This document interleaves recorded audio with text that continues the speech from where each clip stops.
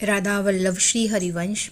कार्तिक मास में तुलसी जी की सेवा और पूजा की क्या महिमा है, इस वीडियो के माध्यम से मैं आपको सुनाऊंगी।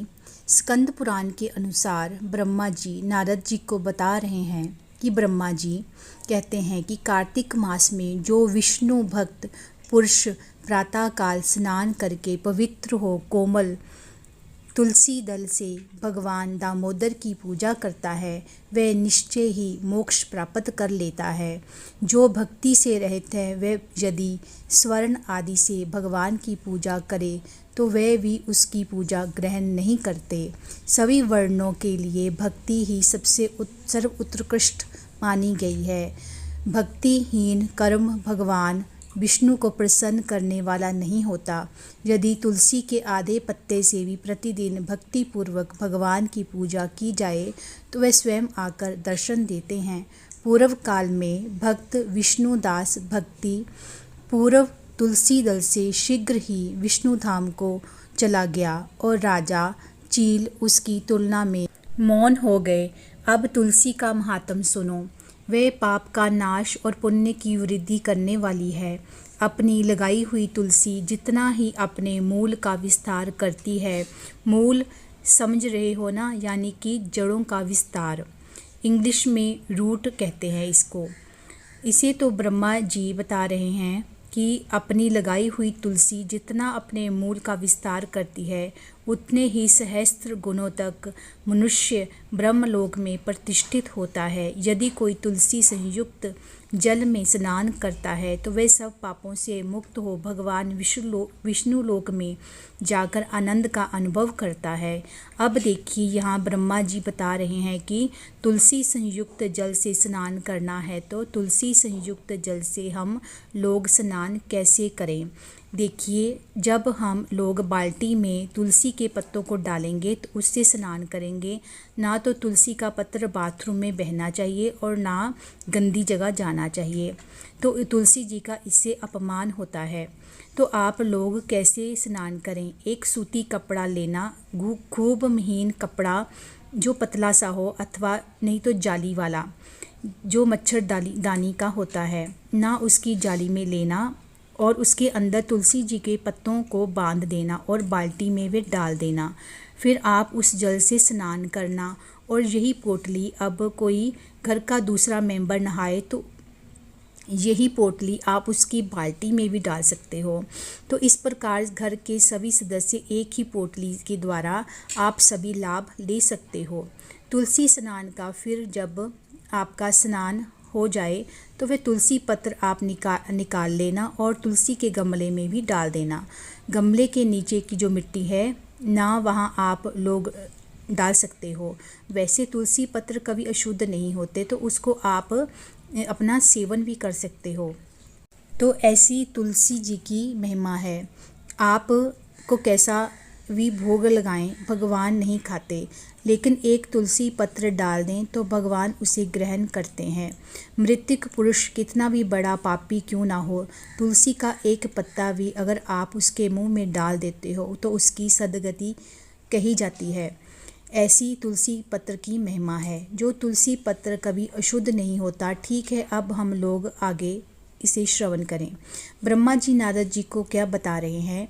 हे महामुनि, जो लगाने के लिए तुलसी का संग्रह करता है और लगाकर तुलसी का वन तैयार कर लेता है, वे उतने से ही पाप मुक्त हो ब्रह्मा भगवान को प्राप्त होता है। जिसके घर में तुलसी का बगीचा विद्यमान हो उसका घर तीर्थ के समान है। वहाँ यमराज के दूत नहीं जाते। तुलसी वन सभी पापों को नष्ट करने वाली और पुण्य को बढ़ाने वाली है। जो श्रेष्ठ मानव तुलसी का बगीचा लगाता है वे यमराज को नहीं देखते। जो मनुष्य तुलसी काष्ठ संयुक्त गंध धारण करता है, क्रिया माप पाप उसके शरीर का स्पर्श नहीं करते। देखिए, समझिए, इसको ब्रह्मा जी कह रहे हैं कि जो मनुष्य तुलसी का काष्ठ संयुक्त गंध धारण करता है।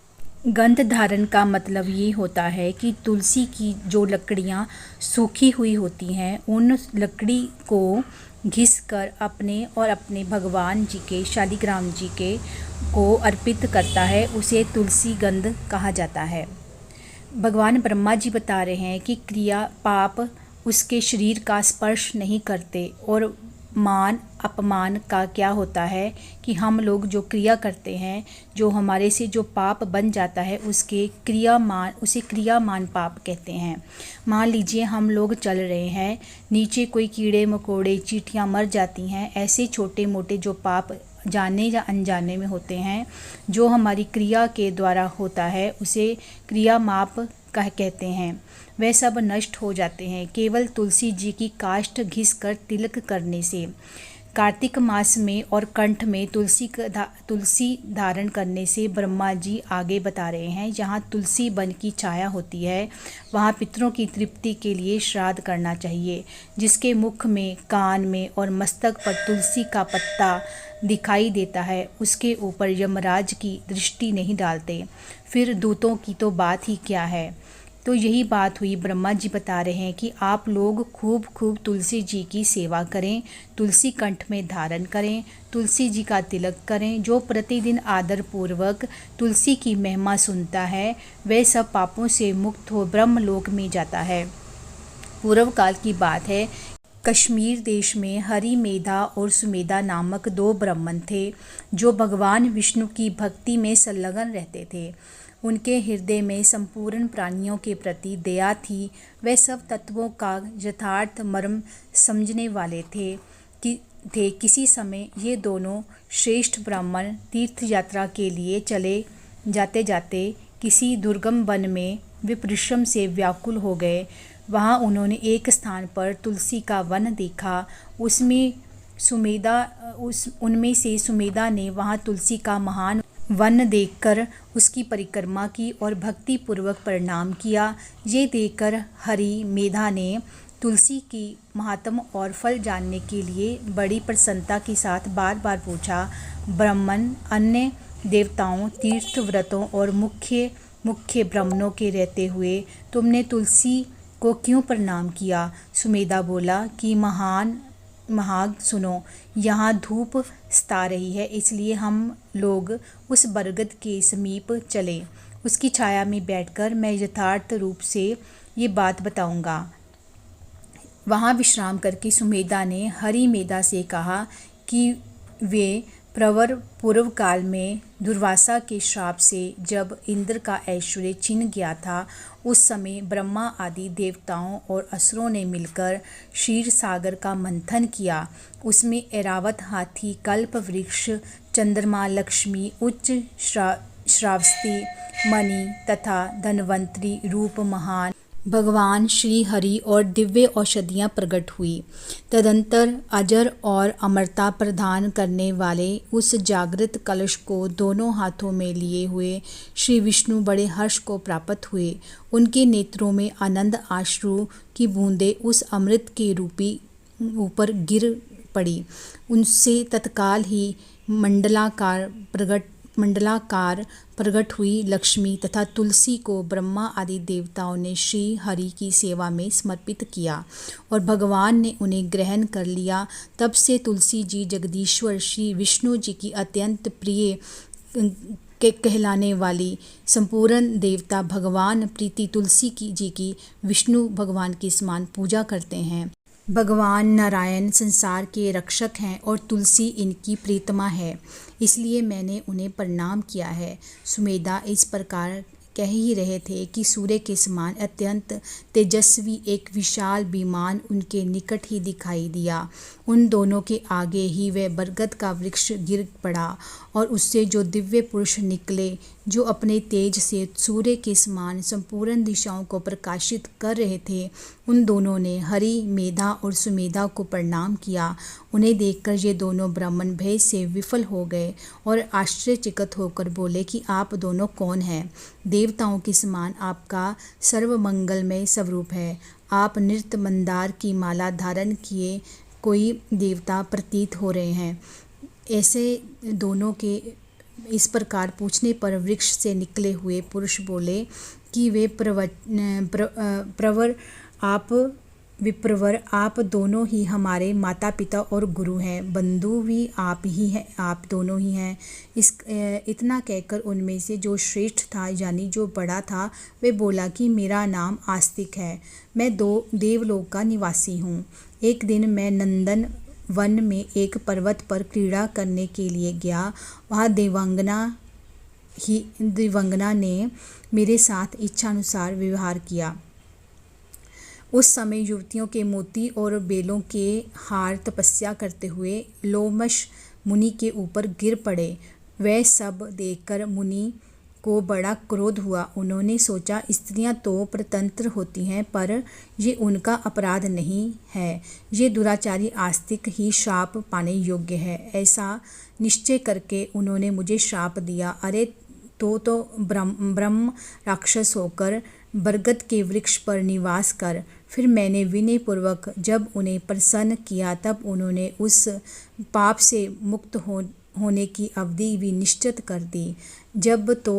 अब तो किसी ब्राह्मण के मुख से भगवान विष्णु का नाम और तुलसी जी की महिमा सुनेगा तब तत्काल तुझे मोक्ष की प्राप्ति होगी।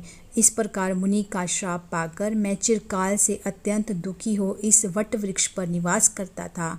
आज देववश आप दोनों के दर्शन से मुझे निश्चय हो गया कि ब्राह्मण के श्राप से छुटकारा मिल गया है मुझे। अब मेरे इस दूसरे साथी को कथा सुनाइए। वह पहले एक श्रेष्ठ मुनि थे और सदा गुरु की सेवा में ही लगे रहते थे। एक समय गुरु की आज्ञा का उल्लंघन करके ये ब्रह्म राक्षस भाव को प्राप्त हो गए, किंतु आपके प्रसाद में इस समय इनकी भी ब्राह्मण के श्राप से मुक्ति हो गई। आप दोनों ने तीर्थ यात्रा का फल तो यही साध लिया। ऐसा कहकर वे दोनों उन श्रेष्ठ ब्राह्मणों को बार बार प्रणाम करके उनकी आज्ञा ले प्रसन्नता पूर्वक दिव्य धाम को गए। तत्पश्चात ये दोनों श्रेष्ठ मुनि परस्पर पुण्यमयी तुलसी जी की प्रशंसा करते हुए तीर्थ यात्रा के लिए चल दिए। इसलिए भगवान विष्णु को प्रसन्नता देने वाला इस कार्तिक मास में तुलसी जी की पूजा अवश्य ही करनी चाहिए। और भी हमारे पुण्यों में पद्म पुराण आदि में बहुत सारा वर्णन किया गया है कि कार्तिक मास में तुलसी जी की पूजा और उनकी सेवा करनी चाहिए। लेकिन द्वादशी को तुलसी पत्र ना तोड़ें, रविवार को ना तोड़ें, अमावस्या को ना तोड़ें, पूर्णिमा को ना तोड़ें। इन दिनों में तुलसी पत्र तो बाकी दिनों में आप तुलसी जी को तोड़ सकते हो।